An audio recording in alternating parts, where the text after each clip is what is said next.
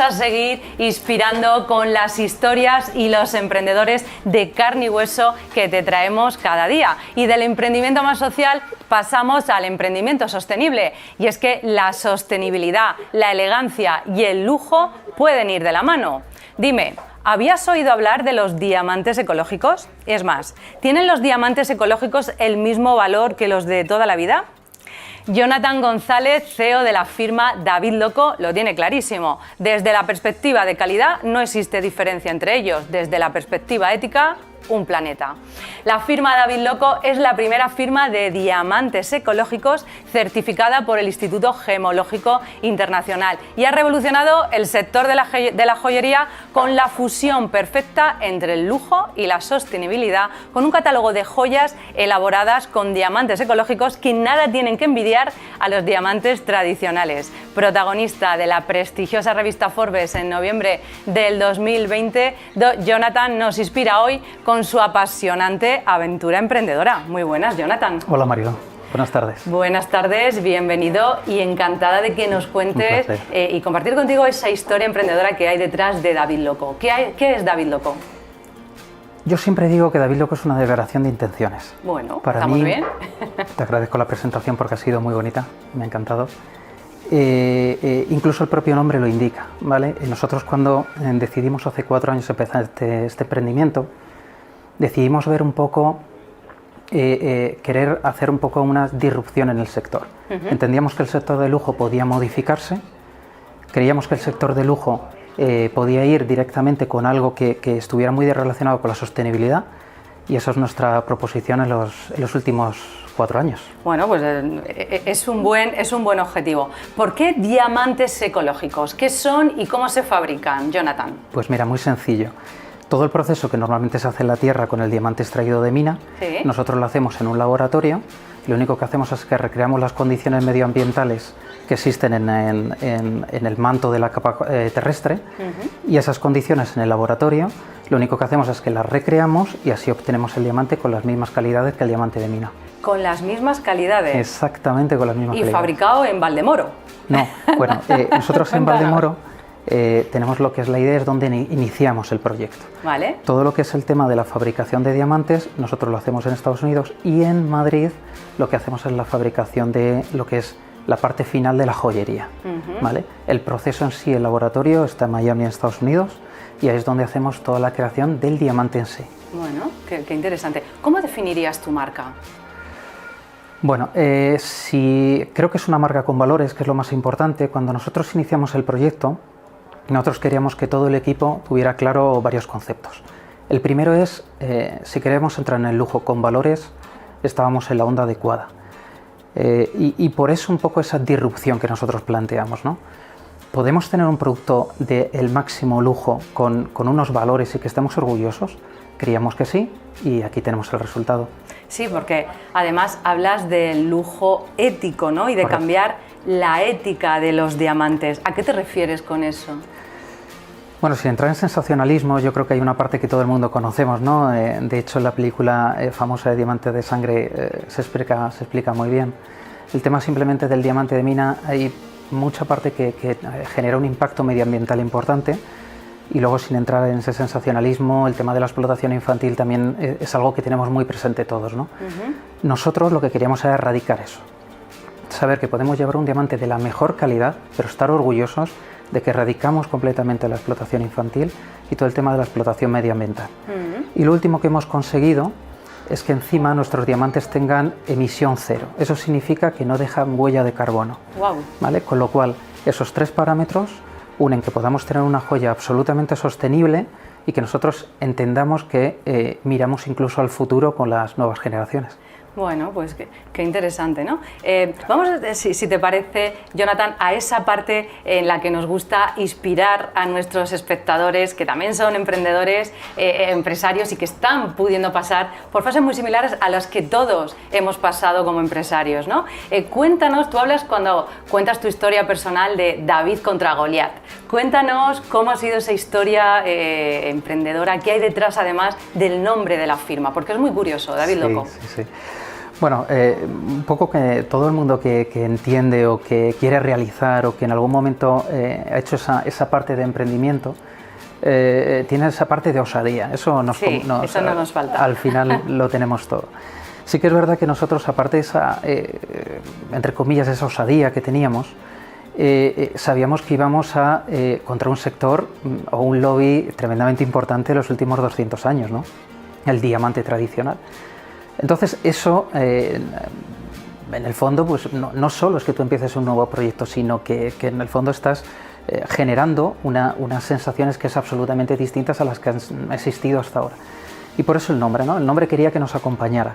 Entonces David al final nos parecía muy relevante porque la parábola de David contra Goliat, en donde alguien que en principio con menos capacidad, pero con un sueño muy bonito delante, intenta enfrentarse ante un duro adversario como el que tenemos nosotros, creo que nos definía muy bien, ¿no? Y luego la parte disruptiva, esa parte de generar una nueva conciencia, realmente en sí tampoco es nueva, porque si echamos la vista atrás en los años 90, un concepto similar surgió con el tema de las pieles, ¿no? Al final el tema de las pieles terminó convirtiéndose en una conciencia social. Bueno, pues es un poco lo mismo que queremos generar nosotros, esa conciencia social en el mundo del lujo. Y esa al final genera una parte más disruptiva que no solamente innovadora, ¿no?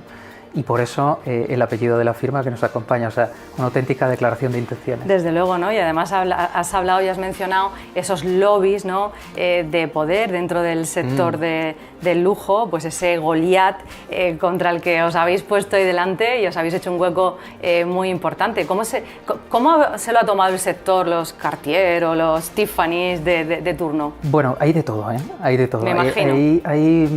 Ahora mismo se está dando una corriente, nosotros llevamos 4 años y medio con el proyecto, se está dando una corriente un poco diversa, desde los que entienden que es el futuro, donde entienden que realmente el mundo y la evolución va a ir exactamente por aquí, hasta lo que entienden que estamos o somos una amenaza para el sector y lo entienden como esa amenaza, con lo cual poco podemos hacer ante eso, ¿no? Ante eso, bueno, pero ahí estáis, ¿no? Ahí estamos, manteniéndoos. ¿Cómo ha sido la pandemia para vosotros? ¿Cómo habéis pasado 2020 y cómo os habéis reinventado ahí dentro? Bueno, mira, la pandemia creo que para todos o para la gran mayoría ha sido difícil, ¿no? Ha sido una época muy complicada a nivel personal, a nivel profesional. Creo que no voy a descubrir nada, todo el mundo lo ha pasado muy mal. Sí que es verdad que nosotros contamos con una herramienta muy importante, y es que tenemos un sistema muy revolucionario online, de venta online, que nos ayuda a interaccionar mucho con el público. Qué bueno. Entonces ese sistema nos permite de alguna forma paliar lo que otras empresas, por desgracia, han sufrido muy de lleno. Sí, sí.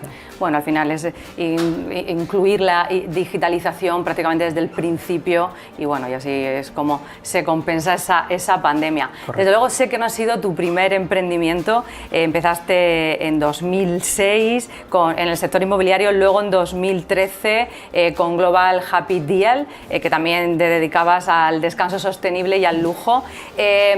¿Qué diferencias hay entre tu primer emprendimiento y este último? ¿Qué has aprendido por el camino y qué has hecho distinto?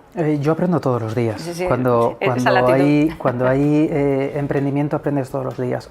Lo más importante y el reto más difícil seguramente que toca asumir es pensar distinto. Cuando emprendes en un sector y luego decides cambiar de sector para emprender por otro lado, hay muchas nociones que tienes que cambiar. Primero, si tocas el sector de lujo, entenderlo, amarlo, respetarlo, tener unos valores, tener una idea clara de dónde vamos, y todo eso seguramente cambia con otros emprendimientos que tengas por otro lado. Pero si hago emprendimientos en el futuro pasará lo mismo, o sea, claro. Tienes que reinventarte, tienes que cambiar, y eso quizás es lo más duro, ¿no? Es como cuando un deportista cambia de disciplina deportiva, ¿no? Al final no se trata solo de dedicarte a otra cosa, sino que tienes que aprender mucho del sector para que puedas paliar todo ese conocimiento que de primeras no tienes. Totalmente, y al final esto es un aprendizaje continuo. Y eso es lo bonito de esta profesión, la de ser empresario, ese aprendizaje continuo, que si te iluminen los ojos cada día con lo que vas aprendiendo, y sí que se pasa mal cuando no puedes controlar las situaciones, pero qué bonito es al final del día cuando las superas. Danos las claves, Jonathan, para nuestros espectadores que quieran triunfar en el sector del lujo, porque tú lo conoces muy bien. Dentro del sector del lujo, yo la primera clave es estar 4 meses aprendiendo. 4 meses aprendiendo. Sin necesidad. Como mínimo, me parece ya poco. Como mínimo en el sentido de interpretar un cliente tan exigente como es el consumidor de lujo, ¿qué puede querer de ti? ¿Vale? Con todos los respetos, no es lo mismo tocar distintos sectores porque hay muchos que tienen un componente de variable precio muy significativo. En el sector de lujo ese componente prácticamente no existe o pondera mucho menos. Pero en cambio el cliente se vuelve mucho más exigente. No quiere simplemente una mera transacción. Al final lo que busca es una experiencia, busca que le acompañes, busca que la decisión de compra sea casi consensuada contigo, busca que realmente seas casi un compañero en esa propia decisión de compra. Una atención, ¿no? Como muy exquisita. Eso es, que se sienta asesorado. Y toda esa experiencia al final es lo que hace que tenga un valor añadido. Si me permite, nosotros ahora, todo lo que hemos hecho hasta ahora lo hemos llevado vía online.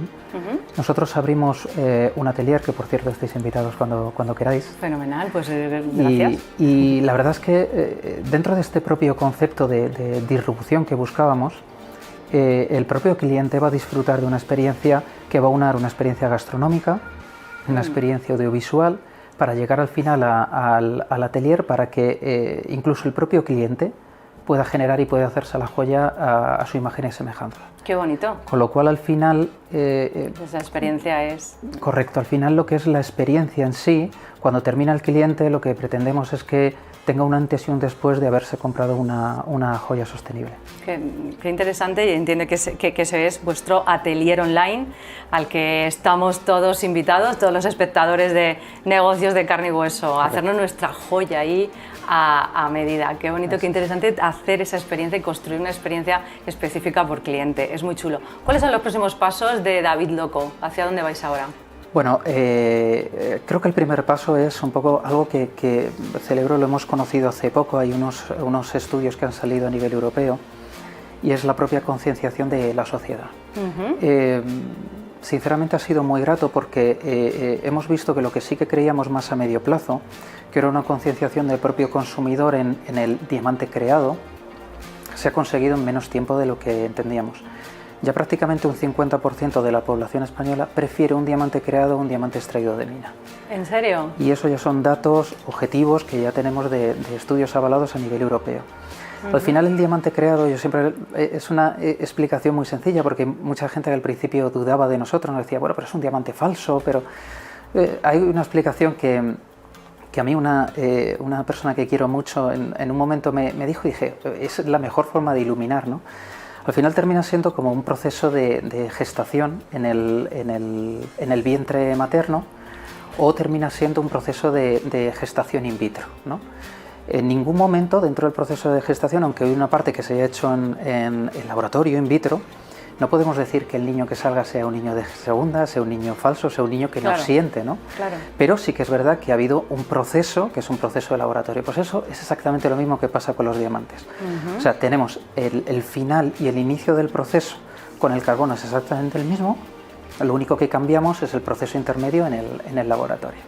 Entonces, esa concienciación nos parecía imposible hace un par de años que se diera tan pronto, pero es verdad que en un par de años ha cambiado el concepto radicalmente. Qué bueno, pues enhorabuena por ese gran logro y felicidades por este proyecto, y muchas gracias por compartirlo con nosotros y con los espectadores de Negocios Televisión. Muchas gracias a vosotros. Muchas gracias, Jonathan González, CEO de David Loco.